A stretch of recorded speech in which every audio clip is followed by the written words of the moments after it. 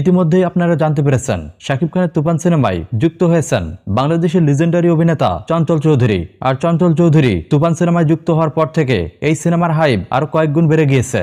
বিশেষ করে বাংলাদেশে শাকিব খানের পাশাপাশি চঞ্চল চৌধুরীরও অনেক বড় ফ্যান বেস রয়েছে। যারা একটু ভিন্ন ধরনের অভিনয় দেখতে পছন্দ করেন তারা অনেকেই শাকিব খানের বিপরীতে চঞ্চল চৌধুরীকে মনে প্রাণে পছন্দ করে থাকেন।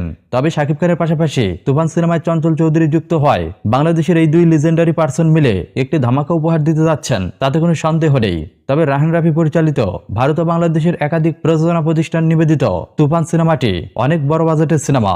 আর এই সিনেমায় ভারত ও বাংলাদেশের একাধিক বড় মাপের অভিনয় শিল্পীদের দ্বারা পুরো সিনেমাটি সম্পূর্ণ করা হয়েছে।